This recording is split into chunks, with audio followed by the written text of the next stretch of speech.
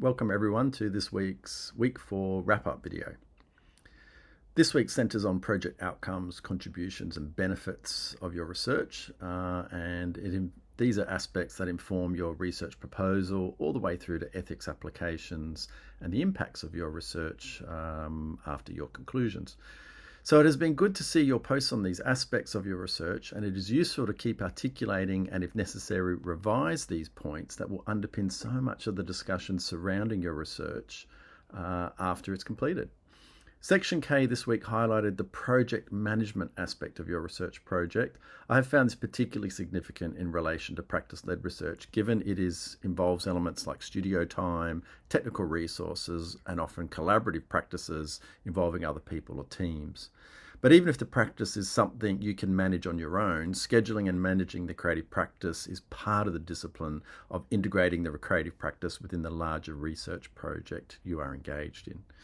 Different institutions have various ways of approaching the weighting of the creative practice, but in tandem with the exegesis, it usually operates on a sliding scale between 75% and 25%, meaning the creative practice can't count for less than 25% or more than 75% of the thesis total, and the exegesis works in tandem with that. It can be adjusted. My experience is that these percentages, these weightings are adjusted throughout the candidature, like many aspects of a research project. They're often in flux, and in close consultation with your supervisor, you keep an eye on that. But it's usually within a boundary of 25% to 75%. As I mentioned, that is a sliding scale.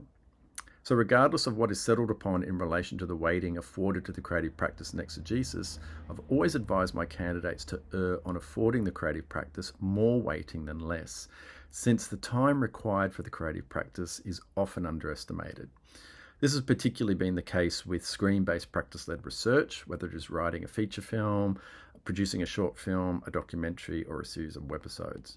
But regardless of the creative practice, scheduling in general underpins the entirety of a smooth research project and ensures you can manage all the variables as well as unanticipated events that can occur during a lengthy research journey. I hope all the contents of this week have been helpful and you've managed to engage in and digest all the readings. As we approach the end of week 4, please ensure you have completed all the activities. Next week, in the final week, the shift focuses to research dissemination and communication and addresses the important afterlife that your research can have and the significance this means in terms of the impact of your research and reaching the right audiences, the right people, the right networks through the appropriate sectors of research. Enjoy your weekend, and I will see you next week. Bye for now.